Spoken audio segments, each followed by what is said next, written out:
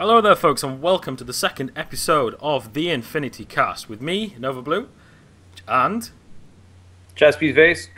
and of course our guest this evening, Teremus, The Moose Man himself, the community manager of Lightmare. Indeed. So if you just want to introduce yourself, what you do at Lightmare and stuff, Teremus, I think that'd be nice. I am the community manager and quality assurance manager for Lightmare Studios and Infinity Wars.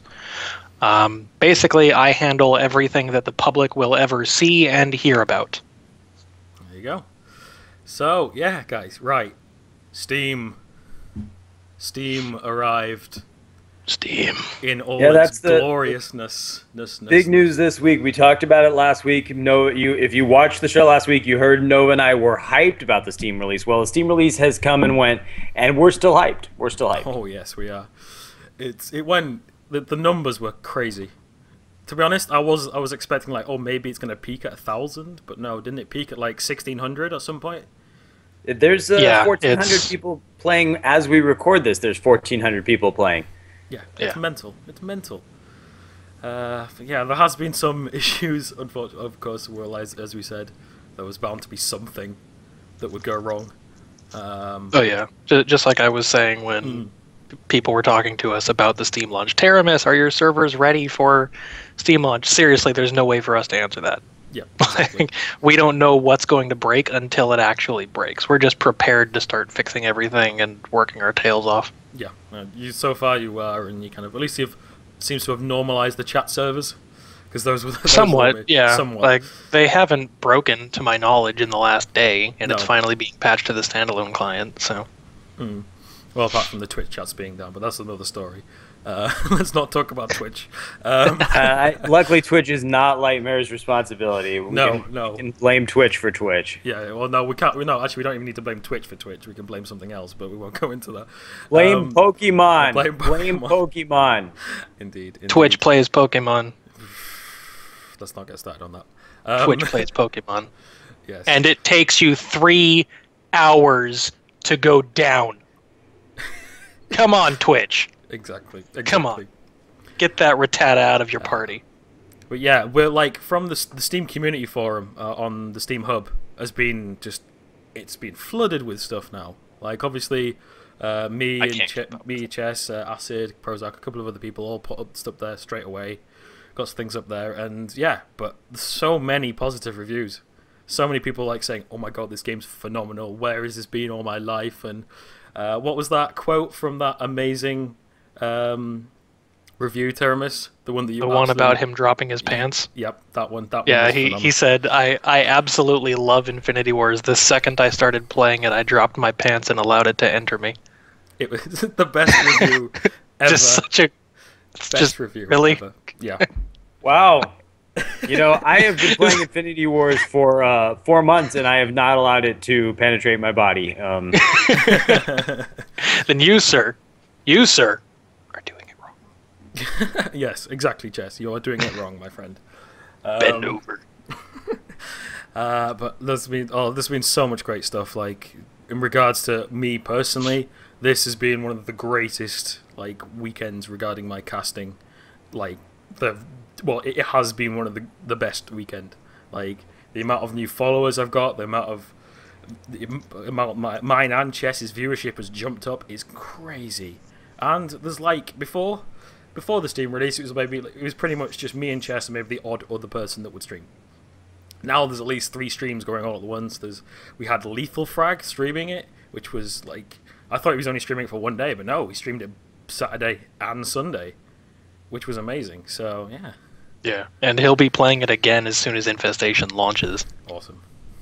He's going to go crazy over some of the cards in Infestation. I know what kind of a card gamer he is, and the amount of cerebral, strategic choices that are added to Infinity Wars with Infestation, the amount of possibilities, the potential that is added to the game is ridiculous. Oh yes, it's going to be crazy. But yeah, later on in the video, guys, we are going to go over all the cards that Teremus previewed in his preview video, because obviously you only saw them for a little second on his preview video, so we're going to go through them in depth. We're going to do a review of the preview. So Yes, for those of you following along at home, we previewed all 20 so far previewed cards that have been released to the game last week. This week we're going to really preview the 25 or so cards that Teremus has spoiled in his preview video. And next week, Nova and I together are going to go. We're going to open up after Infestation is public next week. Nova and I are going to do the show without a guest, and we're going to spend the whole broadcast going over the remaining 55 cards in the set that have not been spoiled and will not be spoiled in this broadcast. Next week, tune in and hear me and Nova talk about every other card in the game. Yes, exactly. Also, I just can't. One thing I'm so looking forward to over everything is someone going, "Oh my god, I just got killed by this deck that is a monster that has just crawled out from under the bed." And I love those discussions. Yes. Like whenever someone in chat says, "Oh my god, Warpath Rush is so overpowered," and then like 30 seconds later, someone says, "Oh, those robots are so annoying. They're so strong. They need to be nerfed." Like, do you guys hear yourselves? Do you understand you are literally explaining balance? Yeah, like, exactly. Exactly. But some of the decks, some things people are going to come up with, they're going to be. Yeah, I'm like, I know the minute Chess puts together his 3 Prophet Karani deck, someone's going to look at that and go, "It's too strong, plus nerf." Yes. And I just like, not only are you severely hampering your deck building options, but you are going for a single card's win condition. Come on.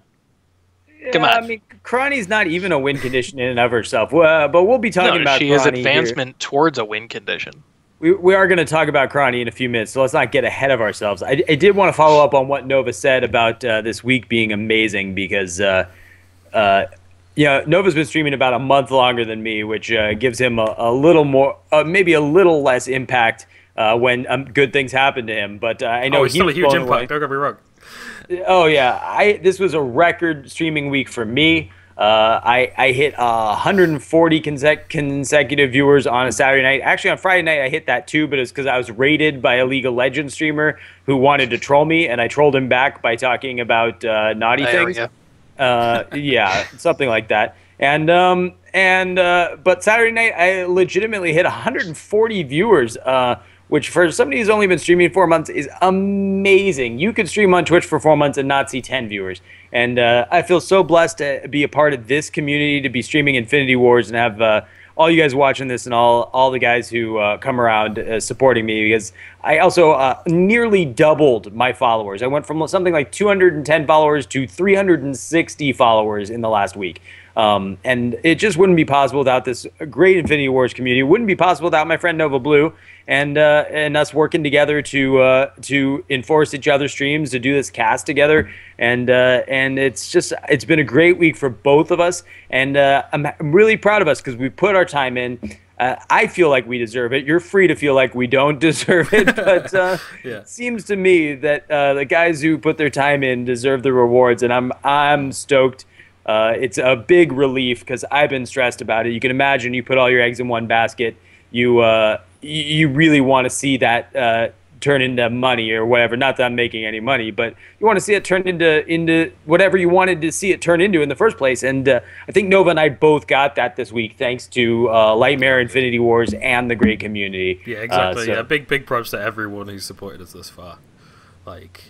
It's just amazing. And also big props to Teremus, because I know he's working his butt off. And everyone at Lightmare, I don't even have one anymore. Well, yeah, exactly. He's just worn it so down, it's just not even there anymore. Yeah, so and that's right. And thanks to Teremus, Nova and I were both featured on the official Infinity Wars Twitch channel, Infinity Wars TCG. And we both did very well in our stints on that channel. And Teremus casted himself for the first time on that channel this week. Yeah. And he had a very good turnout. That was actually a really fun stream. Yeah, next time I stream, I invite you two to try this because I'm going to do it next time I stream. Okay. I'm going to do a community voted blind draft. Okay. Basically what that means is I will not look at my game and I will have everyone say a number of slot in the Rift Run selection. And whatever slot they pick is the one I pick in my draft. I won't look at what card it is. Nice. I'll just select that slot. Brilliant. I will get trolled to no end. Oh, yes. I'm going to have the worst deck. I play bad enough with decks I draft on purpose. I don't think I need to get sabotaged that way. Yeah. I've actually done that before on my stream. Well, for one, it takes way too long because of the chat delay sometimes. But apart from that, like, you just say, right, give me a pattern to follow. So, like, middle, left, right, middle, and then far left, and then far left again. And you just follow I would just say, pattern. like, 1, 2, 3, 4. Like, you know, do, like, the first 10 as 1, the second 10 is, like, 3, something like that. I've done that before, and it's horrible. It's horrible. Blind drafts are hilarious. There actually is a format of drafting that we would love to have. It wouldn't be a Rift Run format. Yeah. But it's just an actual drafting format for the future, like way in the future. Mm-hmm. It's called Backdraft. Okay. Are you familiar with that one, Nova? No, I don't know your MTG history at all. No, my MTG history isn't very big. So okay. Backdraft is where you draft your opponent's deck. Okay. Oh, okay. I see. I see. Oh, I got you. Yeah. Best format ever. Yes. Well, it's kind of like the little understood secret of Merged right now. People ask what's the best Merged deck. The best Merged deck is the worst deck in the game, as it turns out. Troll your opponent. Pretty much. Like, if you hurt your own deck, it's good for a Merged match. True fact. Pretty much all. Just rely on your commanders. That's all. I don't play Merged anymore. New players, it's good. But Merged actually gets really interesting with Infestation because there's more slots for commanders that open up that don't have anything to do with the actual deck itself, just how you can tempo your gameplay. Okay. So, like, you do, like, Evely, Enya, and basically that, like, whatever third commander you would want. That would be, like, a great Merged commander setup. Yeah, that would work. Even with the Varus as well. Varus. Yeah, it would be interesting. I wonder what it'll take to revitalize, put a shot into the arm of the Merged format, because I think we can all agree it's underplayed. Yeah, definitely, it's underplayed. And what I think we'd like to do is, everyone who knows me knows I play Smite. I love that game. Yeah, you got me back into that. I think we'd love to have like match of the day style things. You know, like you get extra points for playing this kind of match this day. Something like that. We just have to have enough formats to do something like that. Yeah, of course. But I think that'd be a lot of fun. You log in, actually, and you know, there's like the match of the day is hyper epic. Go forth and conquer. Yeah. People would totally do that. Oh yeah, they would. It'd be like, good for because I know a lot of people do actually sit there and farm IP, so that would be good for people like that. All right, go forth and conquer, my minions. Yes, exactly. Yeah, it's been a crazy weekend, and it's not even over yet. Like, we're hyping up for Infestation. This is a new week. The first crazy week happened. This is a new crazy week. Indeed. This is Infestation Hype Week. We're recording this on a Tuesday North American, early Wednesday morning for Nova Blue. In roughly, what's it, like less than, like about 60 hours from this recording, Infestation goes live. It's going to be another super great. We had the craziest week in our history last week, and this week is a week that we've all been waiting for since December. Infestation Hype. Well, I think everyone can say, and everyone who's listening will agree with me. Best part of Infinity Wars is not the game, it's not the playing, it's opening packs. It's the best part of any TCG. It's like Ermagurge training. Yeah, exactly. And I have 202 packs to open. 190. 190. So I'm opening them all live on stream. I will put it as a YouTube video. Definitely not enough. It's especially if the server is lagging, it's gonna take forever. It's gonna take. You realize that Nova lives on like UK food stamps, and he's got 202 pre-order packs. How can you say it's not enough? That's incredibly insensitive to our poor British friend. Yeah, but no, it's insane amount, to be honest. A lot of people are just like, what? But my friend Hjove who's on my team, he's purchased like nearly 350, which is just That's crazy. mental. It's crazy. It's absolutely crazy. Well, to be honest, if I could, I would. If I'm completely honest.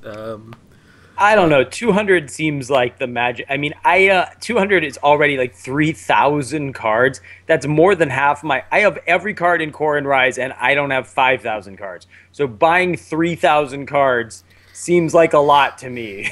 Yeah, exactly. Especially on a 100 set, 100 card set as well. So it's gonna be, yeah.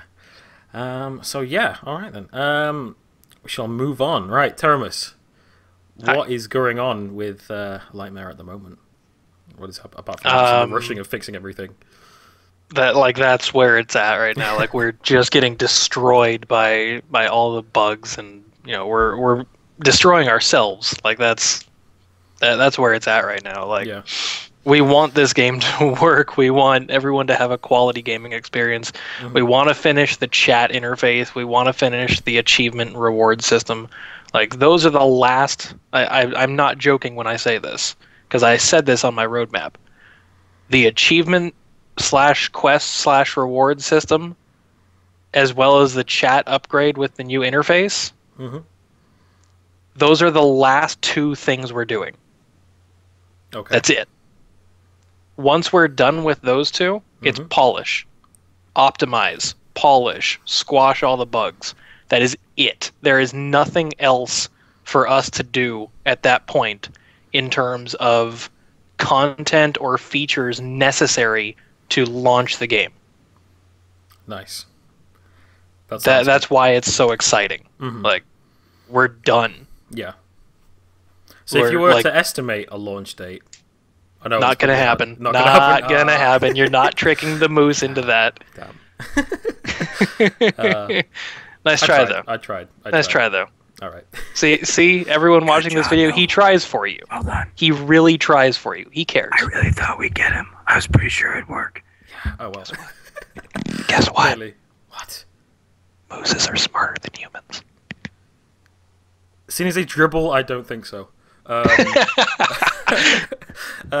can see the dribble right you guys now, have hooves. Yeah, exactly. Yeah. Your relation to the goat, you are not smarter than us. Wow. At least I don't chew on paper. Neither do humans. What's the point? Where are we going with this? Yeah, let's get off goats. Just want to say one thing. Goat Simulator. Goat Simulator. But let's not... Simulator. That game's going to be glorious. Anyway, so yeah, polish from Lightmare, guys. That's going to be great. I can't wait for that. So, what about beyond that? Obviously, release.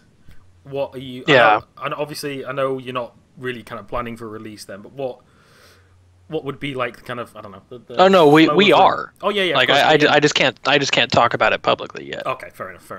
Is there anything else you could tell us you haven't talked about yet, or anything? Any I'm not sure, honestly. Like we're working on the finishers for the achievement system, for quests and rewards, for is that Steam achievements? Yes. Chat interface. What's that? Is that Steam achievements? Yes. No, it's actual gameplay achievements. Oh, okay, nice. Like the whole quests and rewards system that's in the game right now is awful. Like there's no progression to it. The rewards they get are mostly meaningless. Like you get like 20 copies of a card you'll never need. That's terrible. So that entire thing. I enjoy my collection of aspirants. I rather enjoy having 60 aspirants. Yeah, and I'm sure Scooby Fred enjoys having like 700 conscripted militia. I think he actually traded away so he'd have 666 of them. And, yeah, I remember that. There. Yeah, that's ace. I like it. But that's what we're doing right now.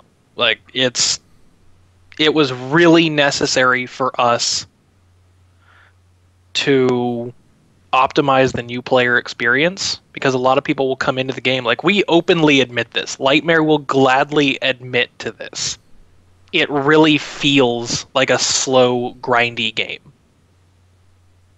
It just does. Like that's an inherent flaw in the nature of the design. And someone who comes into Infinity Wars, looking for a single player game that they can enjoy, by themselves and work towards a goal, Infinity Wars doesn't help them with that. For the people that come in just looking to play a card game against other people, they're going to be satisfied beyond all reason. Yeah, I was going to say, I there is another side of it. Like, I'm the exact opposite kind of player. The IP and XP is not a carrot for me. Yeah. For me, it's about Absolutely. playing a strategy game, and I bought the cards I wanted because I wanted them fast. I wanted to be able to stream. I wanted to have a full play set. I wanted to be able to build every deck in the game. And for me, this reward is in improving at a strategy game. And I could see how the reward system needs improving, but it honestly hasn't affected my play experience personally. No. Yeah, that's some people Absolutely not. that's one thing I've honestly noticed as well. Like, I didn't know how much people wanted the single player aspect of the game. I honestly didn't realize how much people wanted that. And I was like, because when I'm looking through all the forums discussion on the Steam, I was like, so many people just like, is there going to be more campaign content? Is there more coming with Infestation? More campaign content? More single player content? I'm like, all right, well, this is a thing. This is cool. It really is a thing. Like, this kind of demographic, there's 3 demographics when we're talking about card games. And people are going to come back at me and say, Teremus, there's more than what you're saying. But when you think about it, it all boils down to 3 generalized subjects. 1 is the multiplayer. This is someone who seeks dominance over the rest of the players. Yeah. Dominance! You have not asserted any kind of dominance. Put your arms down. Oh, look at that sad face. He's shut down. He's being shut down. I'm sorry, Jess. I love you. Oh, so good. The second kind of Chess, you never had dominance, my friend. You never had dominance. The second kind of demographic is the person who wants a sense of achievement and progression. This is exceptionally common among players who are playing an online game, usually on Steam. Like, the demographic wasn't as predominant in the standalone client before we launched, but the Steam players are very accustomed to having a game that they can log on and do whatever the heck they want for like an hour or 2, log off, and actually get something for that. It's just something they've been catered to for a long time, and it's now the industry standard. There's no questioning that. So what does Lightmare as a company have to do with Infinity Wars, which is a genre that stereotypically doesn't have that kind of content? Well, we have to provide a sense of progression. Because as of right now, a player that comes into the game, their first goal that's laid out right in front of them is grind infinity points. They want booster packs. Yes. And they say, oh my god, this takes forever to grind. Like, it's going to take me like a week to get booster packs, which in all honesty it doesn't. It takes like 4 to 5 hours if you grind. Yeah, of course. But that's the perception. And whether or not a perception is accurate, a company always has to be aware of what their community is seeing and how they view that. And as of right now, the perception is negative. Simply for the sole fact that they believe a game like Infinity Wars is pay to win because of the difficulty of getting boosters. And that entire phrase "pay to win" is so thrown around and mudslung. It doesn't have a proper definition anymore, but it doesn't describe half the games that people throw it at. So I'll just leave it there. But in terms of how we can fix that, it's not a payment model. You have to fix the player perception. You have to fix what they're seeing. You have to fix how they feel about it. You have to fix how they feel about their gaming. Did they get a sense of achievement? Do they feel accomplished by what they just did? If they can't do that, then it's not a good design. And we have to be very aware of that, and that's why we're implementing this new system. We want to provide them not an ultimate goal of a landmark, which is a booster pack, but a goal of progression. you have something you want to do here. So, like, basically, like the way faction levels are being reworked is it's now an achievement. Okay. Oh, okay. So you would say you don't gain, like, level 10 with the Exiles. Like, the first achievement for the Exiles would be to play 5 matches with at least 2 Purity Exile in your deck. Oh, okay, I see. And then once you achieve that, it would switch into another one that says win 5 matches with at least 2 Purity Exile in your deck. And it progresses like that, and you'll continue getting rewards along that line. Mm-hmm. So it's no longer a landmark-based goal. It actually is progression, and progression is really important to those people that want a single-player experience. Okay, yeah, that sounds pretty good. Because I haven't heard much about this, of course. You might have talked to this about good to me. Like, I can't provide much detail on it because of course. It is actually still in creation. Yeah, of course. So what's happening to the old systems? Or are the levels just being completely stopped? You haven't gained the levels? Yeah, the faction levels don't exist. Player level still exists. Oh, well, I've got almost 15 with all the levels. Then you'll have the achievements. Shut up. Yeah, it's retroactive, Nova. You're not getting robbed. I'm kidding. But I just feel like, I mean, I think that's all well and good. Again, I'm going to be the devil's advocate and say I don't care about any of that stuff, but I admit I see that lots of players do. I just hope that for a player like you, this is the best part. For a player like you, our game already works.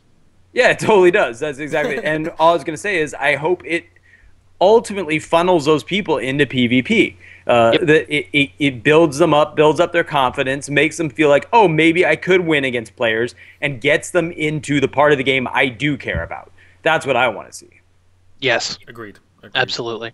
I'm looking forward to that. That's the intention. We want players to feel comfortable with playing and not just get random cards and rewards shoved down their throat that don't actually help their play.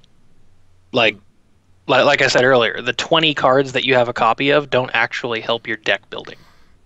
Yeah, it doesn't do anything for you. No. So this revamp is necessary for a new player to come into the game and honestly feel comfortable with playing the game as a new player. Because most people would just come into a card game and say, I'm really afraid of PvP because I don't know much about the game. Mm-hmm. And, like, there's no problem with that. Yeah, like, it's going to be a thing.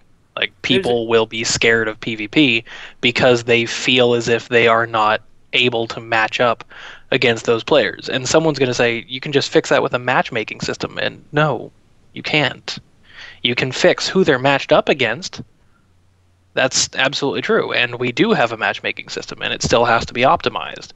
But that's not to say that someone going into a PvP match is honestly ready for PvP.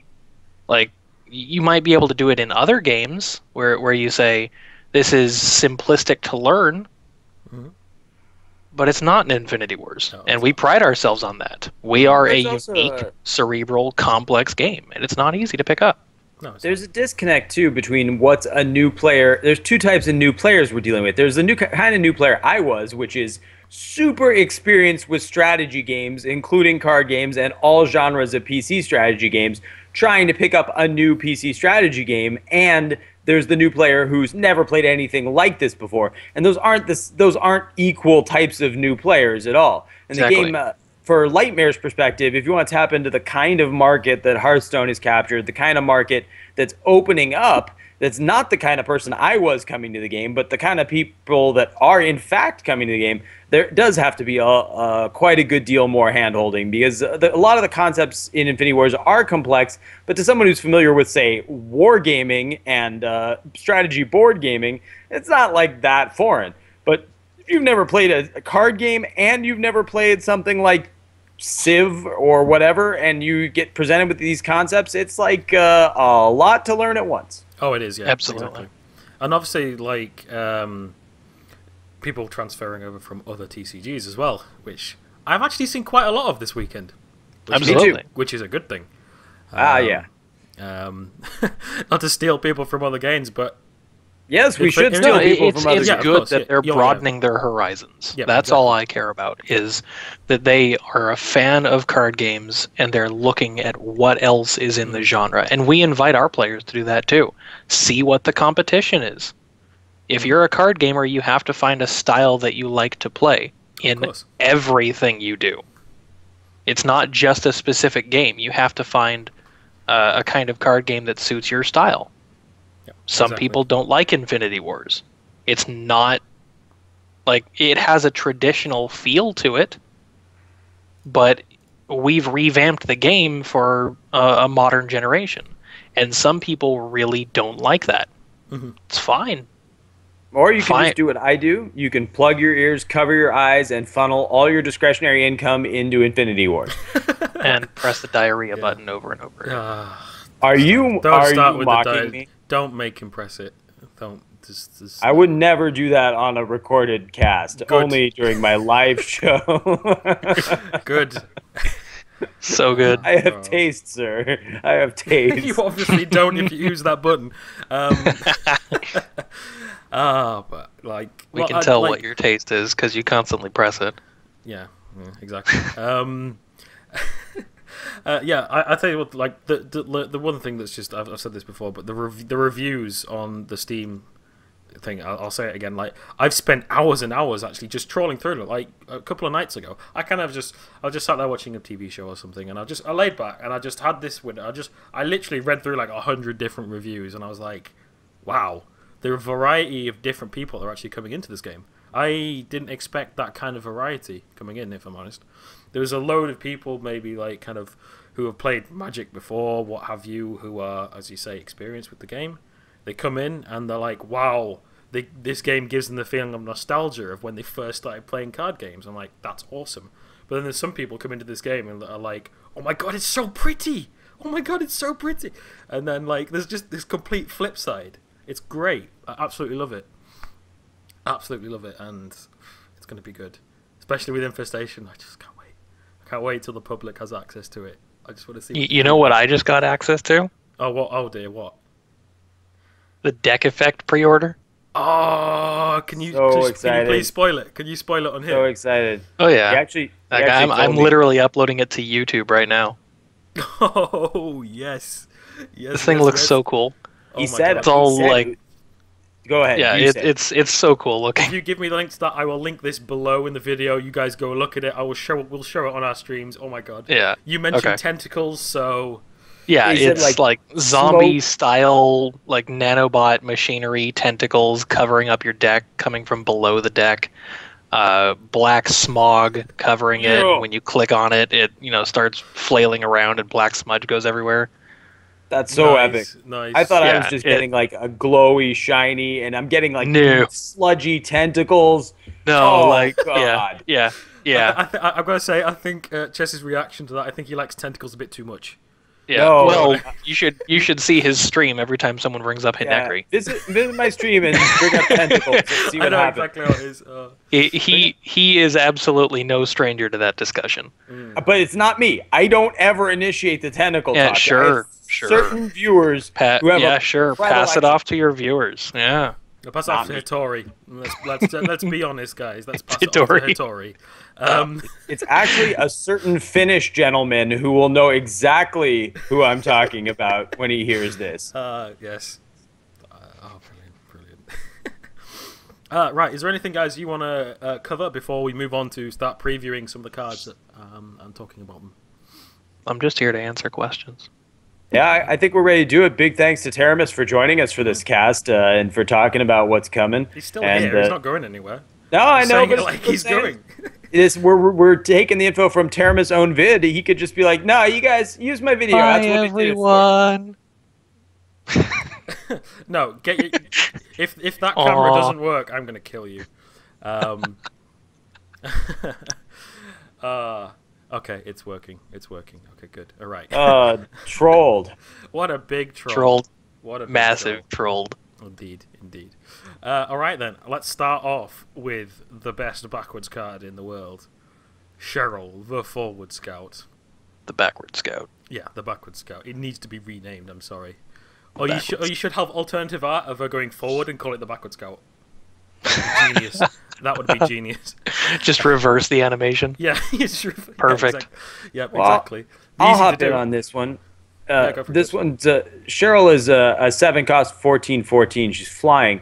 Cheryl has a new effect to the game, which is graveyard purifying. If she hits the fortress, she's a unique angel. Her subtype is angel, and the angel subtype, you can see there's some counterplay against the graveyard with the angel.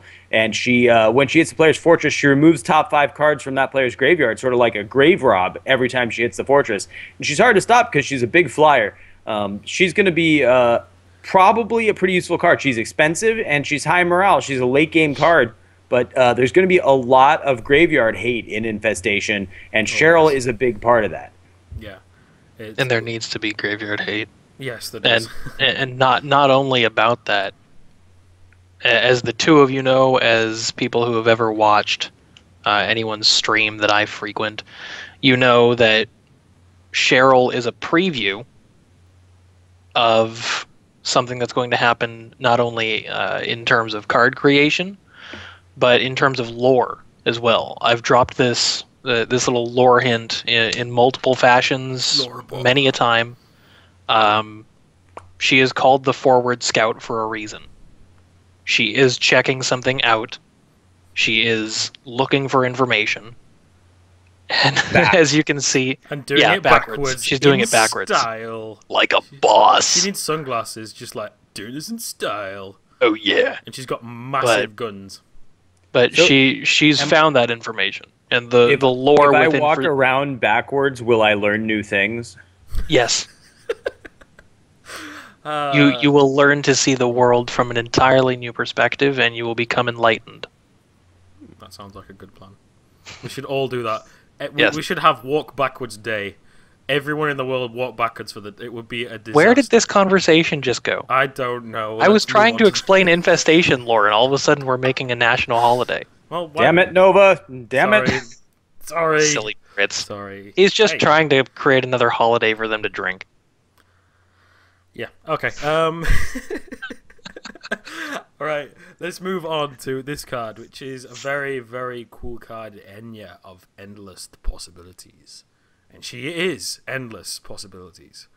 Because she's a 7 cost, 15 morale, 2/2. She can be killed quickly. Like, if she's in command, which you probably want to put her in there, she's going to get killed ASAP. So you're going to, like, basically be 50 morale down when you play her.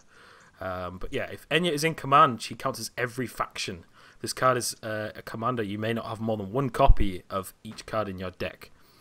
Now, before anyone goes crazy, the first question with Enya is always, so she grants 1 of every purity. No, she does not grant 1 of every purity. She allows you to play cards of single purity. Enya is factionless and grants no purities. So she is not allowing you to create multiple double purity decks. She has no purity. She does not give a purity. The first people will go crazy. I've made a deck with 2 purity. I am positive she does not grant any purity. Okay. But she allows you to use single purity cards of every faction. All right. Cool.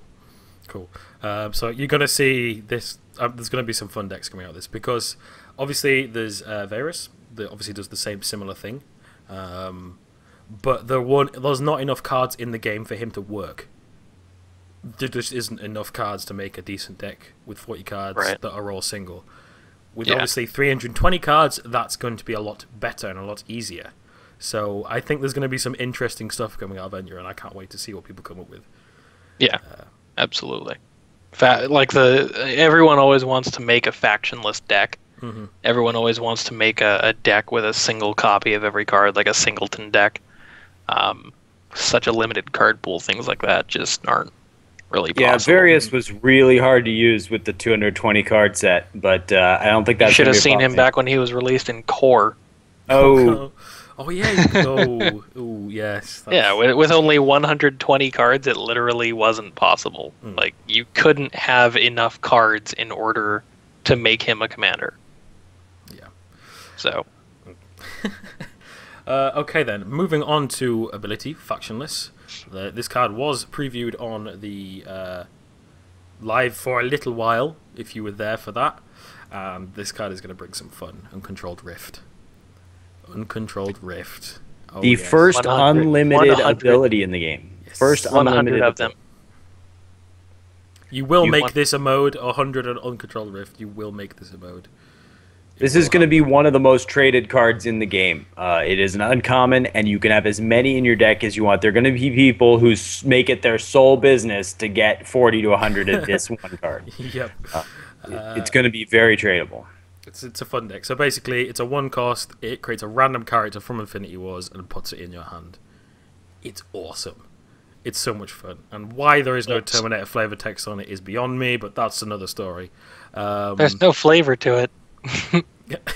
But it literally does the pose next to the trucks, but never mind.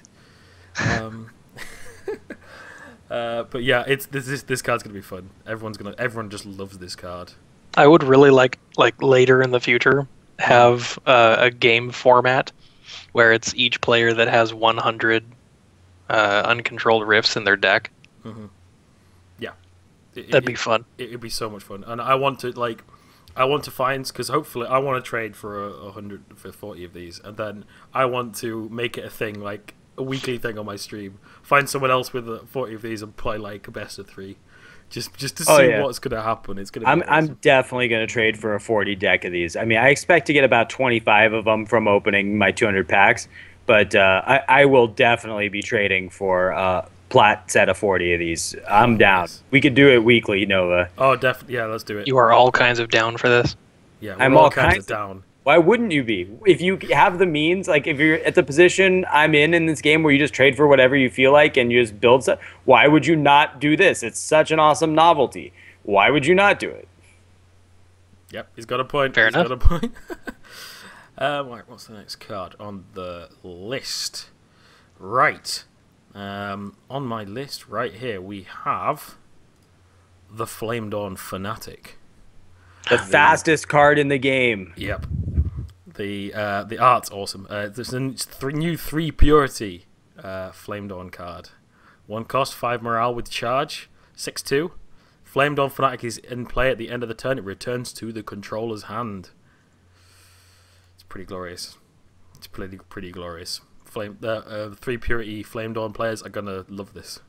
It's also a common card. Worth noting for triple purity common. It might be the only triple purity common in the game, and it's gonna change the way people play Flame Dawn quite a lot. I think this is a very playable card, and does give some serious incentive to play triple purity Flame Dawn. Oh yeah, definitely. Like a lot of people are like, "Oh, I love Flame Dawn." Well, Flame Dawn is probably the most played faction in the game. It probably just is straight up. Do you want me to confirm that? Because I can. Go on then. No, it is. Yeah, it is. Yeah. In terms of the metrics, Flame Dawn Purity is the most used. Yeah. Well, there you go then. So and people are like, "Oh, does 3 Purity Flame Dawn deck work at the moment?" And because of Bloodbath is not very good at the moment, it doesn't really work. There's not. It doesn't really work. I'm not saying it doesn't work. I'm saying there's not much point in going 3 Purity. Yeah, but like I told other people, mm-hmm. I know I said this earlier. They asked if Bloodbath was ever going to get fixed. Mm-hmm. To be a little better. I said it doesn't need to be fixed. You need to have a reason to go into 3 Purity Flame Dawn mm-hmm. and have Bloodbath as a finisher. The point is you can't lower its purity. Bloodbath is an exceptionally strong card at 2 Purity. The point is you needed to have some other reason to go into 3 Purity Flame Dawn, and now you have access to Bloodbath, which is very strong at that point. Mm-hmm. So we're going to see this used a lot. A lot. So, hey, guess what I got a link for? What have you got a link for? Take a guess. Oh, for the new art, tentacles and the sludge. Alright, cool. I as I said, I will link that below. I can't look at it right now because if I alter the cameras, it'll. I can look at it right now. Yeah, you guys can look at it and just go wow, and I'll be like, but no, I'll look at it later. I will put the link below, guys, so you can look at it. Oh, that's crazy. That's not even what I was imagining. Something different, but that's crazy. The quality on that is just so pure. Gives you the creeps a little bit. I know. I told people it was infestation-y. They're like, what does that mean? Just think about it. It's a little like get that away from me. A little bit like that. Brilliant. All right, I'll probably flash this up on the video at some point as well, so you guys can actually see it. But I'll put it in the links below as well. So you can just like edit it into the video later. Yeah, the way it kind of like, I'll put it at the way end. It kind of like jiggles and ripples, like I know, like something's not right with it. Tentacles. Tentacles. Yeah.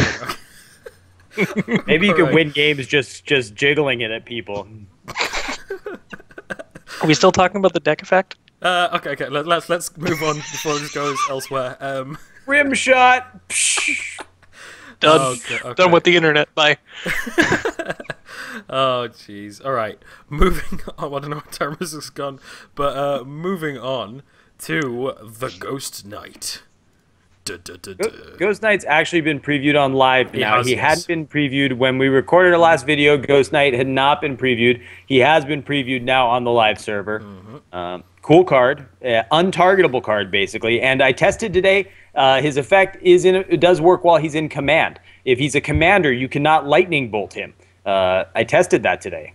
Oh, nice. So yeah, it's a 2-cost, 1 morale, 7/1. But yeah, when he becomes targeted by an ability, he leaves the game into the end of the turn. So basically, it's kind of like having a untouchable, but in a different way. It's more like having a situational anomaly built into a card. Pretty much, yes, yeah. Essentially. And the whole design point behind this and other cards was we wanted to emphasize the fact that Flame Dawn isn't bulky by any means. And they are fragile in combat.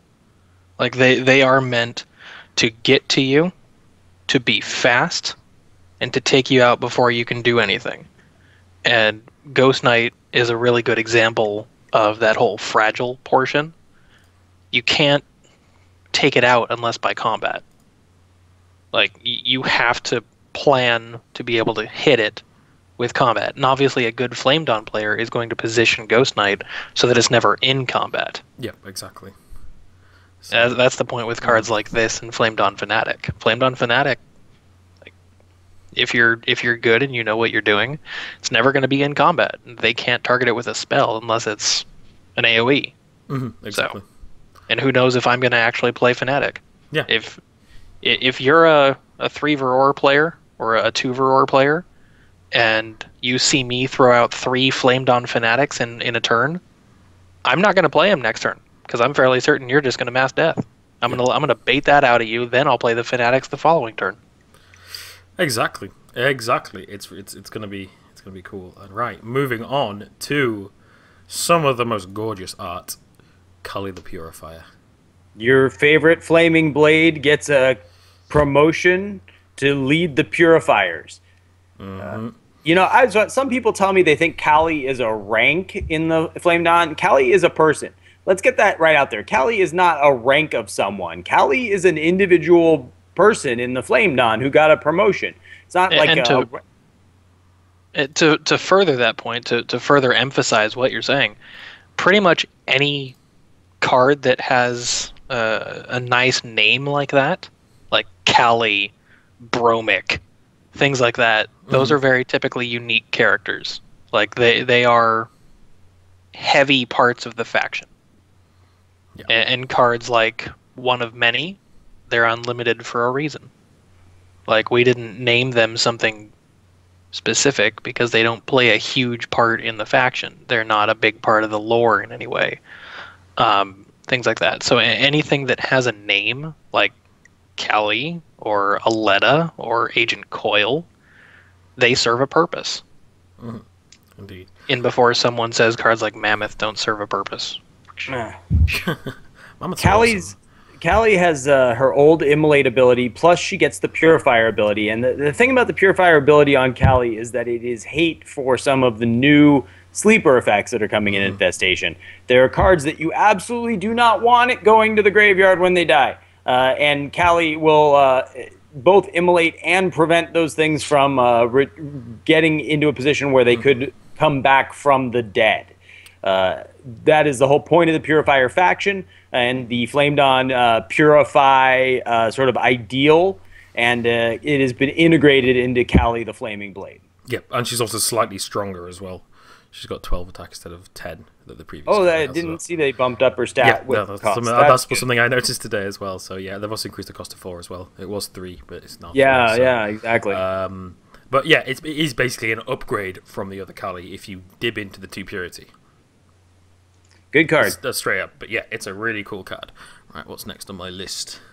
Uriel, Vanguard of Ruin. Come at me, bro. Yeah, this is actually the art. If you've been playing Rift runs, the claim reward button has actually had a picture of Uriel the Vanguard ever since draft was implemented. Uriel is actually the claim reward button at the end of your Rift run, and this is some of the coolest art in the game. Yeah, he is just the come at me, bro card. Like, but yeah, he's a 2 Purity, 5 cost, 10 morale, 10/10, unstoppable. Unstoppable is a new thing for Flamed On. It's the only Flamed On card with Unstoppable, and he also has Charge as well. But when he attacks, all characters in the defending player's support zone move to the defense zone. So there's going to be some cool decks coming out with this guy to basically eat through, like ramp, eat through stuff you're holding back, Death Worshippers, things like that. Things you want to pull from the support zone that are sitting there and just eat them.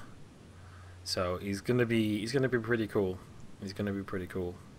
Yeah, there was a big complaint early in Rise was why there was no support zone hate in the game, and this card and Desolation, which we talked about last week, are a big part of the new support zone hate. Yeah, too much hate, bro. Too much support zone hate coming. No, it's definitely not too much. I know. I'm just messing. I want to be able to play my shrine decks and not have to worry, but no. You're gonna have to worry. You're gonna have to protect those resources, sir. I know. Right, moving on. Well, another card that's gonna come up in this preview is going to explain how you can protect those resources. Indeed. Yes, I think it's probably is that your new favorite card there, Teremus? Yes, I thought so. It's the one that everyone in the QA council saw Draven's face on. Okay. Do you remember that one? No, I don't remember that one. I'll show you later. Okay. So someone photoshopped Draven's face onto the guy that's screaming at the soldiers. Okay. Perfect. Nice. All right, moving on to my favorite faction, as you all know, is DoD. Eagle Eye. Vigilance. Right, one thing I want to get out of the way first, that people have asked since the preview video, is this a guy or a girl? It is a guy. It's a guy, okay. Just checking. Because you can't really see his face because of the arrow, and he's got really long hair. We are not making a Mulan reference here. Okay. I don't feel comfortable playing cards that have ambiguous genders. Well, that's very interesting. I guess we should never make a card of you. Yeah. What? That's uncalled for. This would be a great spot in the video, Nova, to edit a picture of the trollface.jpg over my webcam. Okay. I'll have a go at that. I'll put that in. Put that in. Eagle Eye gains +2 for each character you control, +2 power, and Eagle Eye can block flyers. Which is very much needed in DoD. They are very susceptible to flyers at the moment, and this is going to help incredibly. And it is a 2 Purity, it's a 6 cost, it's quite expensive, but for what it can do, it's pretty good. So obviously it's got Vigilance as well, the go-to ability of most DoD cards, and like I've tested this thing with Landstead. Whoa, it's fun. Oh, it's fun. Yeah, Eagle Eye has the potential to wipe an attacking line out as a surprise. The potency on the defense is incredible, and once Eagle Eye has been played for its vigilance, it can become a very strong attacking unit, which DoD has very few of. Yeah, exactly. Yeah, so that's one of the things we wanted to add with this was a little more versatility to DoD, because that whole part of their whole win condition was defending and morale. And the whole problem with DoD is they didn't really have any kind of an execution. They didn't have a closing punch. I'm fairly confident that they have a lot more options now. Yeah, I completely agree. And as an avid DoD player, I cannot wait for my 3 Purity D-Day deck to come back, and I want to kick some faces with my Alshan. Good segue. Good segue to the next card, by the way. Yep. Well, if it's on same on my list, yes, it is. To the 3 Purity of the new DoD card, Surprise Defense. The DoD Surprise mascot. Draven. It's just surprise in your face. Just love it. I absolutely love it. It's a unique ability like Calamity. Obviously 4 cost. Put all characters in your hand into the defense zone. At the end of the turn, they return back to your hand if they're still in play. Oh, if you have an Alshon in your deck, bye defense zone. It's glorious. It is glorious. And so many people are just going to be like, yeah, finishing. Wait, surprise defense. It's going to be great. I can't wait. And it's such a great bait, too. It is. Just like you were talking about with Eagle Eye. Let them think that they have a board advantage on you. Keep 2 Alshuns and an Agent Coil immovable in your hand. And then, when it's clear that they're going to go all out on you, that ever problematic Warpath Rush, see how you feel about an immovable and 2 Alshuns for a turn. Yeah, exactly. See how you feel about that one in the morning. I actually did that to someone in test, and it was just glorious. It was glorious. Take 2 Tylenol, call me in the morning. See how you feel. Exactly. I can't wait to use this card properly, and I love the art for it as well. Yeah, great card. It's brilliant. But who is that dude? Like the dude with the huge mouth. That's actually my dad. That's actually okay. My dad. Just really weird. I don't know how Lightmare got the picture, but fair enough. Solid.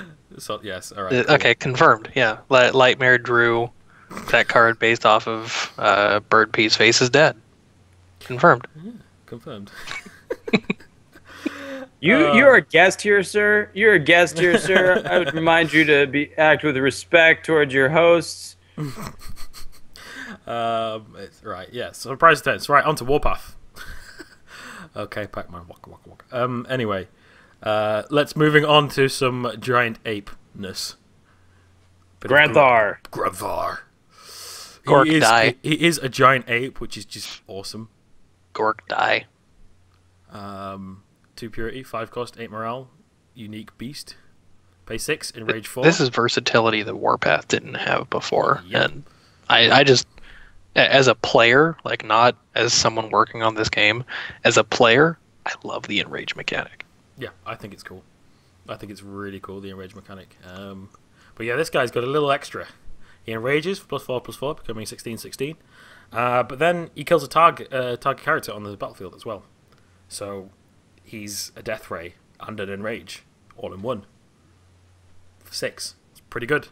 Pretty good. You put this guy in command zone, you've got a Death Ray. Yeah, I have mixed feelings on Granthar. He's a little costy. He's a little costy, but he's also pretty big. I'm as a Warpath player, I'm uncertain where Granthar sits in my builds, but it's a cool card. It's a cool card. Think of him, and this is how I always viewed a card like Granthar. Think of him as opportunity. Don't think of him as any part of Rush. Don't think of him as anything that's going to further your aggression. But think of him in the same manner that Flame Dawn would use Exhaust. It's to give themselves a window of opportunity that the opponent may not be planning for. I get that, and Warpath is lacking it. It's just at 5, I'm so used to playing a Rakarl at 5.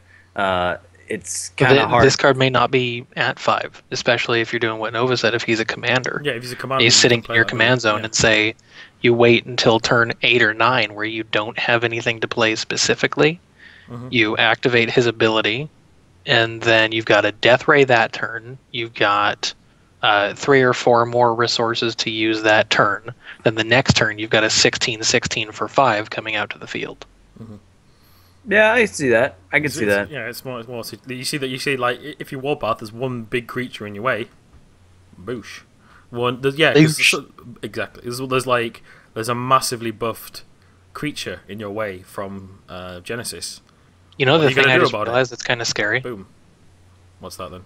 him coming from the command zone can be used in conjunction with Karani to activate his ability in the same turn and really hurt. That's true. That is true. I like Warpath right now. Yes. And moving on to the card that Teremus just mentioned. And my favorite epic, maybe my favorite single card in the new set. I'm happy it's been spoiled, so I can say it. I'll let Chess take over this one. It's just... well, that's fair and good. I've loved Prophet Karani all through test. I've tested this card more than any other single card. I've played Karani decks again and again when I've been on the test server. Karani is the 3 Purity Warpath card, 4 cost, 9/10. When Prophet Karani is on the battlefield, the first 2 Warpath cards played per turn will grant 2 resources until the end of the turn. She does not reduce the cost of anything, but if you are able to pay the cost of a card, you get refunded 2 resources twice after playing those cards, and they must be Warpath cards. So what she basically is an extender. She's a turn extender for Warpath and Warpath only, and she only works on Warpath cards and not on Factionless cards. People immediate response is, oh my god, OP, oh my god, OP. But the first thing I'll point out is if you use her abilities to their fullest, you'll be out of cards really soon. She is a hand drainer. She is an accelerant to the Warpath, which the Warpath is about ramp and acceleration. It's actually not even true. The Warpath needs ramp and acceleration. It's not about ramp and acceleration. Warpath is slow by nature and is a huge hog for ramp and acceleration. This is, besides Untapped Wilderness, this is actually the first, Brings Life by Passing, which is just pure ramp. Karani is the first actual accelerant in the Warpath faction, and she requires 3 Warpath Purity to utilize. And I think she's worth it. I think she's awesome. She's got, and plus it's a lioness holding puppies. It's a lioness holding puppies. Yeah, exactly. One of them happens to be a beagle. Was that your input, Teremus? Like, there must be a beagle in this game. I'm just happy about that. Okay, fair enough. That's fair enough. But yeah, this card is going to be a pretty highly sought after epic, because I know Warpath is probably probably the second most played. Possibly. Teremus, can you confirm? Is Warpath the second most played faction? Yes. Can you confirm? No, it's Varor. Is it Varor? Okay. Makes sense. Sense. Warpath is the third. And then, believe it or not, it's Sleepers. Really? Oh, yeah, Sleepers over Genesis.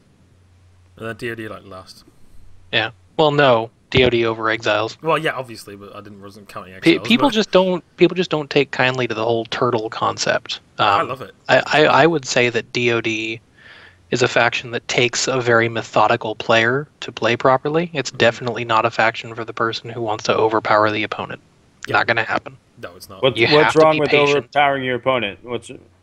Well, as we said before, you're not really asserting any dominance in this game, so I'm not necessarily certain you're the best. Any dominance overall, just anywhere. You know, I started this podcast with Nova so nobody could talk bad about me while I was doing it. I'm allowed to talk about it. Oh, brilliant. Just fine. Be sad. Here, switch it up. Cry. I'll switch it up. So I guess that's. I don't even know what that is. Karani not OP. That's what I have to say. Karani not OP. Awesome card. Moving on. Moving on to a new Aleta. Aleta, the Immortal Searcher. Arhan and Teremus' favorite faction, of course. Yep. So this has been changed a bit recently. It's been changed all over the place actually on test. Yeah, 1 Purity, 5 cost, 5 morale. The Aleta's in the graveyard, same blah blah blah, same stuff as not a new Aleta either. This is Aleta the Tinkerer, who has also been promoted. There's still only 5 Aletas. This is a 6th Aleta card, but this is the same Aleta. It's not a new Aleta character. Watching this cast, make sure you read Aleta Immortal Searcher's flavor text. Like, there's a lot of people who always ask us, like, how come you don't have any story posted anywhere? For people who aren't familiar with how card games tell a story, it's in the flavor text of their cards. Exactly. Make sure you look at the flavor text. Genesis is really integral to the lore of Infestation. So yeah, her ability is pay 3, exhaust, draw a card. Straight up, brilliant mechanic. Yeah, she's gonna see play. She's gonna see play. So basically, Yeah, you don't have she eliminates one of the biggest problems Genesis always had: dead turns. Mm-hmm. And everyone always says, "Well, the trading post does that. Aletta does it more efficiently and for less." Yeah, exactly. So she does exactly what the trading post does for 5. She does for 3. So she's going to see a lot of play. There's going to be a lot of double or later commanders from Genesis, definitely. I would. Yeah, exactly. Searcher and Tinkerer. Yeah, Searcher, Tinkerer, Splitterbot. Exactly. That's going to be a very common Genesis commander, and I think. Yep, exactly. Right, moving on to Infected Drone. I love this card. Yeah, you do actually. I'm not too keen on it, if I'm completely honest. I'm not too. It's an infected monk in Genesis. But it's only when it becomes targeted, though. Because it's when infected drone becomes targeted. That's not the proper ability. Is it not? I'm sorry. Does it still say that on the test server? That still says that on the test. Okay. The proper ability is when it dies. Okay. That makes more sense. So this is a Genesis artificial with a second life, which also means that it can be sacrificed with a constructor and get a second life, which is much value, super worth. Yes, indeed. Obviously, it does reduce it, so it becomes a 10/10, becomes an 8/8, so it does reduce it, but still, it's got 2 lives for 5 cost, which is pretty good. Still 18 points of character for 5 cost and 1 morale. Can't complain. No, you can't complain. Well, you'll probably lose morale for the other one when it dies as well, possibly. I don't know. Or if it transforms, then you won't, actually. Yeah, so yeah, it's only 1 morale. So that's pretty good. That's a pretty good card. This will see a lot of play as well. Right, onto the card that we were talking about earlier. Teremus, you want to kick this one off? I don't know which card you're talking about. I'm not looking at your screen. Temporary Mass Reality Shift. I love that card so much. It's the ultimate dodge button. It is the ultimate dodge button. It's one of the most strategic cards in the game, and everyone says like this card is just to dodge Calamity. That's one of its uses, and like I've been saying, please, anyone watching this video, do not ever assume that this card is a counter to Mass Death. Just pull your cards back to the support zone. Exactly. Don't play this card to counter Mass Death, please. It is a counter to Calamity. It's also a health reset. It's also phase bot generation. It's also a Saculus hit her in the face again. Yeah, like it's got a whole bunch of uses. And it's preemptive as well, so basically it removes all characters you control from the game. So it's like it's just cool, and the art's awesome. The art is awesome. But as I said, it's Teremus. I think what you do is you duplicate a phase bot out, so you have 4 or 5 of them. Then you play this and get 10 phase bots. Yeah, exactly. That's crazy. That's gonna be painful. That's going to be extremely painful. So, looking forward to seeing this play. Right, moving on to some sleepers. Some Inevitable Dead. New triple purity. New triple purity. Yep. 2 cost, 3 morale, Bloodthirst 2. At the end of the first turn of the game, all Inevitable Dead are in your deck are put into your hand. It's cool. It's inevitable. It's inevitable. Yeah. Exactly. It's a definite another reason to go 3 purity. The pretty powerful cards for 2 cost. I mean, and this is a deck thinner. This is actually the first deck thinning effect in the game. You can build a 40 card deck and have these 3 pop right out into your hand and immediately be on 37. So it's a way of increasing your chances of getting what you want out of your deck, because these 3 auto-select themselves out right on the first turn. Yeah. And if you have them in the command as well, you can have even more. So, yeah, but this card is cool. I really like the art as well, how they're all different creatures just kind of mangled together with the nanobots and things. It's great art. It's a lot like the Michael Jackson Thriller video. It is a little bit. Do-do-do-do. It is a little bit, I have to admit that, yes. Okay, chess is dancing. Let's move on quickly. Another one, a card which I'm going to be probably using quite a lot is Recurring Nightmare. 2 cost, 2 purity, 4 cost, 5 morale, 6/8. If you can play this card from the graveyard, and it gains +3/+3 permanently when you do. So, I like it a lot. Yeah, this card's going to see a lot of play, and I'm going to like this card. And it's very Cthulhu-esque, which is awesome. And remember when we were looking at Callie the Purifier, I was saying that her removing things from the game when they die is so powerful. It's because of cards like Recurring Nightmare. You don't want this going back to the graveyard ever. You want to remove it from play when it dies. Mm-hmm. Exactly. So it's brilliant. It's also, if you haven't got many cards in your hand, you can still keep playing this. As I said, it's a Recurring Nightmare. It will come back at you again and again and again and again and again and again, and just keep hammering at you. And getting bigger, stronger. Yeah. So it's really cool. Like, I've tested this with this kind of basically a Yuan-Shi AoE deck using things like Acid Rain and stuff to kill my opponents with big AoE damages. And obviously this doesn't care about the AoE damage, because if it dies, it just comes back bigger. So it's quite a cool concept. Obviously, Grave Rob, stuff like that, graveyard removal is going to be key to stopping this thing. So if you don't have that, this thing is going to just ruin you, I think. It's going to ruin a lot of people. So yeah, moving on to what I just mentioned then, Acid Rain. It's another spell card for Sleepers. 2 purity, 5 cost. All characters on the battlefield become poisoned, taking 2 damage at the end of each turn. So big. This card actually has been previewed, and I believe we talked about it last week. Did we? I believe so. Because remember, it was the replacement for Uncontrolled. Oh yeah, of course. That's why. Yes, of course.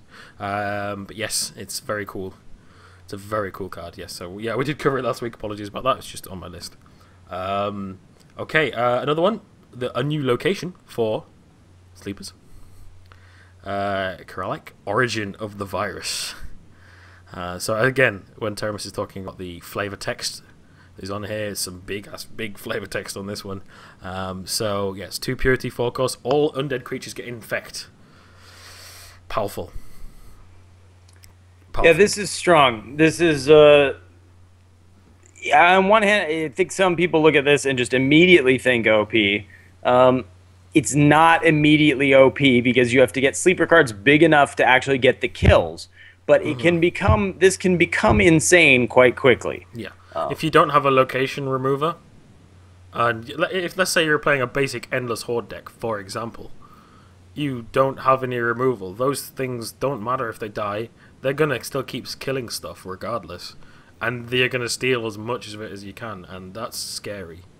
That's scary. If you see this card out, it's another thing you have to be wary of when you're playing. You have to play so cautiously, and don't let any of your creatures die to your opposing creatures with this card. So you got to look out for this. It's cool, and the artwork's really cool. Oh yeah, the moving shadows around the city are great. Yeah, indeed. Right, what's next on my list? Onto some Varroa. This is probably my second favorite card in the set. All my favorite cards, I think, are epics, and I have to say, I don't think there's one undesirable epic in Infestation, which is amazing. Yeah, that's pretty cool. But Vizier the Chain Prince is a boss. Oh, he's a boss, yes. Isn't he actually a prince of exiles? He is the prince of the exiles. He is the demon prince. So is he Himreki's prince? Or is he not related to her? I would respond to that if for once in this entire time of you and I knowing each other, you would enunciate her name properly. Nope. Okay, then I'm just going to speak directly to the viewers of this video. Teremus, you realize Nova has He is the alternate to Princess Hinekri. He is the other half of the exiles. You realize Nova has stream viewers that he's never pronounced their name correctly. Yeah, I know. I have some to stream be viewers are really correct. hard to pronounce. You know I have to be politically correct.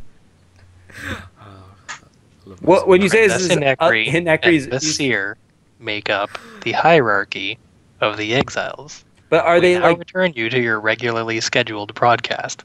Are they brother and sister, or are they married? Neither. How did they become prince and princess then? Yeah. Why don't you ask Nova? He's familiar with the British imperialistic system. Well, yeah, that'd be just usually brother and sister then. Yeah, they have to be related somehow. Yeah. No, they're just two demons. They are two demons that are worshipped in the exiles. Okay.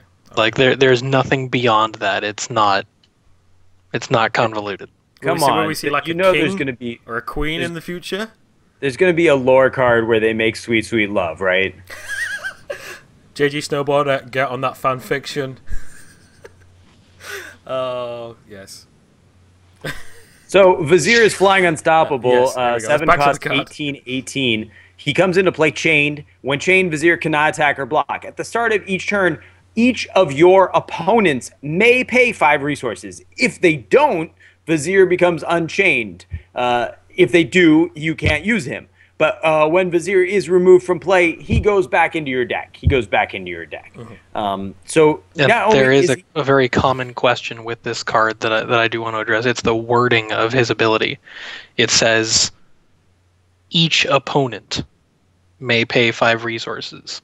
And a lot of people immediately ask me, does that mean that it's implicating multiplayer? Yes.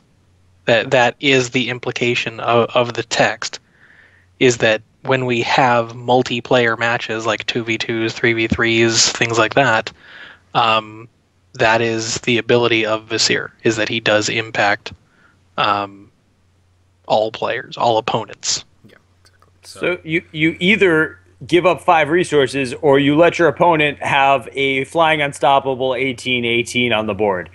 That's not a good choice to have to make. And I'll tell you, I've tested this card a lot, and everyone always pays the 5 resources. They always pay. Yes. And a lot of people are immediately going to say, that's really overpowered. That's really overpowered. It's really strong. Mm-hmm. It is really strong. Yeah. But just because he's unchained, you do still have to pay his resources to get him out onto the field. So it's no different from that aspect. Unless they pay, you can't even play him. Secondly, his morale cost is massive. Yeah, it's a very costly card for everyone. Yeah. Yeah. Like, he is a problem on both sides. I may let you unchain him. I may also call to shot him the next turn. Yep, exactly. Yeah, it's going to be interesting to see the plays with this guy. So yeah, moving on to Hubris of the Strong. This has actually been previewed on live. And yeah, we talked about this last week. Yes, but you put it on the list for some reason. So yes, because it was in the preview video. I was just listening to the preview video. It's still a cool card. Look at that, everybody. Hubris of the Strong. We talked about it last week. If you really want to know, go back and watch our other video. Yeah. Nice plug. Yes. Nice plug. Hey, it's our video. Nice plug. Right. Summoning Stone, a new artifact card for Varor. This card is so strong. It's just... this card scares me. 2 purity, 3 cost. Every time you cast a spell, put 2 counters on the Summoning Stone. Exhaust, create X Flying Demon token, where X is the number of counters on the Summoning Stone. So, you kind of leave it there. It builds up and up and up and up, and you can make some big, big flying creatures from it, which are scary. Are very scary. So, yeah. Very strong artifact card. So just for this card alone, you're going to want some artifact removal in your decks. It's worth noting it is not unique. You can have multiple summoning stones all charging up off of each spell you cast. It has the potential to be incredibly terrible. Yes. It has the potential to be just a out-of-control game-winning mess without artifact hate. And on a side note, I haven't actually tested, but the demons look like the normal demons, or they look like the demons in the picture. I think they look like the demons with the flaming arm. Yeah, it's the normal. It's just the normal flying demon. Because this demon looks way cooler. I've got to say. Sorry. Yeah, and he would very likely be a card in the future. Ooh. Good little hint bomb right there. Well, you heard it here first, folks. The tokens. the tokens will be the typical flying demon Varor token. Yeah. All right. Now to preview for the last 3 cards, some of the dual faction cards, which you haven't yet talked about on the stream. Hybrid cards. So here we go. Where is the first one? Infested Knight. Flame Dawn Sleeper card. 4 cost, 8 morale with charge. So he's got the Flame Dawn aspect. And then the Undead aspect is when Infested Knight attacks, his power becomes equal to double the amount of characters in your graveyard until the end of the turn. So it's got the Sleeper part, it's got the Flame Dawn part. It's cool. It's a cool card. And we can confirm that at the moment, dual faction cards are factionless if they are put in command. Am I correct, Teremus? Mm-hmm. Yep. So if they are put in command, they are factionless. and they require both purities to be put in the deck. Yes, not just one. So there is talk of how to handle them in command differently, not necessarily better, but differently. But as of Infestation release, they will grant no purity as commanders. So these guys, but these guys having charge, there's no point in putting these guys in command anyway. For this particular card, because it's got charge, you'd waste the charge putting it in command. But still, there's going to be some cool decks that come out of this, I think. Especially seeing as you said, Flame Dawn is the most popular. There's going to be some cool cards coming out of this, I think. Like a Flame Dawn Aspirant Rush that basically you want the aspirants to die, you throw this guy out, boom, massive damage. So it could work. It could work quite well. We'll have to wait and see what we can find. So yeah, and then another one, which is probably one of my favourite cards coming out. Where's he gone? Infested Hero. So this is the DoD Sleeper card. Great art. Yeah. This is one of my favorite hybrids. I love this card. Yeah. Like it serves the same purpose as Devil of Despair for the Exiles, but it does it for DoD, which is incredible. Mm-hmm. It just eats a line of attackers. It's glorious. Yeah, Infested Hero is cool. So it's got the Vigilance, it's got the Infect. This will ruin a line of aspirants, Flame Dawn spam. It will completely ruin it. And I will definitely be making a deck with this guy in. Absolutely. Like, this guy is really, especially if he's being DoD. And it's even better because now you've got more versatility at 1 purity sleepers than you used to have. Mm-hmm. So it's not a terrible splash trying to go defensive with sleepers. There's some options to do that now. Yeah, exactly. So I'm looking forward to this card. And as I said before, the art is awesome. I love the art. Very cool card. Yes. And the final card we will be looking over today. And the only legendary in this preview. Indeed, the Defiant Hermit. Now, this guy's been changed a lot as well. We're very happy with where he is right now. Yeah, so he is a Waterpath Varor. 3 cost, 4 morale, 4/6. Pay 2, exhaust, deal 2 damage to all humans. All beasts you control gain +2/+2. So, he's damage and buff. So you put this guy in command with him later. You keep buffing him up. Obviously, he keeps damaging himself. You can just keep doing it and doing it over and over again. You have beasts. It's going to be fun. It's going to be cool. Obviously, you sacrifice a purity for having him in command, but... And you have to figure out how to keep him from killing himself. Mm-hmm. Yep. With the later, that's easy. Yeah, you can use Caretaker for that, or you could go with DoD Purity. There's some options there. Yeah. But interesting card. I suspect he'll be in demand for certain niche deck types. Mm-hmm. It'll probably be the 2nd or 3rd most sought after legendary in the new set, I think. So we shall see. We shall see. He's cool art as well. He's got a pet crow, a pet wolf. Why not, right? And a big glowing eye, so he's cool. He's cool. The one thing I don't understand about this card is he's supposed to be outcast from Varor, but Varor is all women. So how was he in the cult? That's a good point. We never said he was a cultist. Okay, he did live on Riche. There are others on Riche that are not part of the cult. Okay. Well, there's a band that are not part of the DoD or the Exiles. They're just like rogue hermits that live on Reach. You can't really have a rogue hermit. Hermits aren't I'm a rogue hermit. I'm a rogue hermit. What do you want?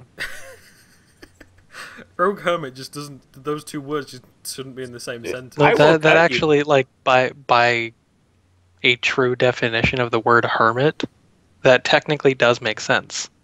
A rogue is someone who is out on their own. A hermit who is someone who is very reclusive. Yeah, true. So maybe a bit, perhaps a tad redundant, but sensible. Yeah. Anyway, accurate at the very least. Well, he's a defiant hermit, not a rogue hermit, anyway. He is a very defiant hermit. Exactly. He has defied the cult. Exactly. So he's defying his own eyeball too. I know, right? Yeah, that crow got it. That's why. That crow was like that stupid crow. Yeah, if anyone ever watched Pirates of the Caribbean, all yellow. Oh no. Waka waka. Yeah, and the everything you can't see. Wish there was a way to like attach a pole to the bottom of this so that I could just hold it up and you couldn't see my hand. That'd be perfect. On that in your own time, there, Teremus. Yep, I will do that. But there we go, guys. There's the cards that we've all previewed. So. Yes, obviously next week we will. It's just going to be me and Chess. The following week after that, confirmed, we have Manchi on the show. Manchi is probably the #1 deck builder. As far as I know, he's confirmed for our broadcast 2 weeks from now. Hopefully nothing changed, but he is basically the top deck builder in the game, and he's going to be around after we've reviewed all the Infestation cards. We plan to do a guest host with Manchi to talk about the emerging new meta in the game. I'd just like to remind you guys to check out Nova Blue at twitch.tv/NovaBlue353. Check me out at twitch.tv/ChessPieceFace. We stream days every week, 5-6 days a week, each of us. You can find us daily on Twitch TV. Check out Teremus in-game in Infinity Wars. He is the community manager. The big blue moose. So, yeah. I am also a part-time Pac-Man. Yes, of course, obviously. I mean, and maybe a part-time community manager as well. Sometimes. When I decide to feel like it. Yes, exactly. So yes, today's cast been good. As Chess said, go check us out on our streams. The links are below. I'll put the links in the chat below. I'll also put that link for that thing, the deck thing at the end. I also may insert it into the end of the video. I'll see how I go with the editing. So there we go. I think that pretty much sums it up. If anyone wants to add anything, Infestation hype. Just want to say Infestation hype. We're gonna be back next time you see us. Infestation will be a thing, and we're gonna spend. If it takes us 2 hours, Nova Blue and I will talk about every unrevealed card in Infestation. And we may start doing deck spotlights as well.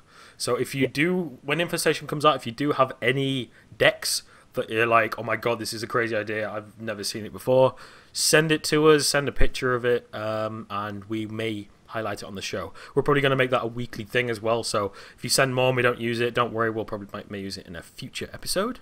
And there's something else I was going to say, and I've forgotten it, I think, but no. I think we're good. Yeah, other stuff that we're up to this week, obviously we'll be streaming this over the weekend, and lots will be sure to tune in for our pack openings, because they're going to be epic. That's what we'll be doing this week, is opening platinum packs, baby. Yeah. And me personally, as soon as Infestation hits, I've done a set of videos going through every card for different factions. So a video for each faction, and I'll literally press unprivate on it when I've finished editing them, and as soon as Infestation comes out, you can go look at them. So you can be like, right, what's my favorite faction? Flamed On. Click on the Flamed On video, and I'll go through all the cards for you. So just a nice little thing that I wished was there when Rise came out that I'm doing for you guys. So please check out that as well. So I think that's it from us. Any last words, Teremus? Those videos don't. It's not. You don't do commentary on those cards. We're gonna have something unique when we go over them, right? Oh yeah, of course. Yeah, of course, yeah. I don't want people thinking, oh, if I watch those, why do I got to watch the Infinity Cast? Because you'd be missing the Infinity Cast, people. You'd be missing it. It's just separate to the Infinity Cast, so don't worry. It will be different. So, yeah, any last words there, Teremus? No, I appreciate you guys having me. Thank you for joining us. glad you guys do this for the community. Yeah, exactly. So we'll be doing this on a weekly basis. We're hopefully going to be recording this every Tuesday, so we get out kind of midweek most of the time for you before the weekend. Hopefully, as far as everything goes. So thank you very much, Teremus, for joining us. I know you're a busy man, so thank you very much. Thank you, sir. Absolutely. And that's it from us, guys. Thank you very much. All right, good night, everybody. Thanks, guys. Goodbye. Thanks for watching. Cheers.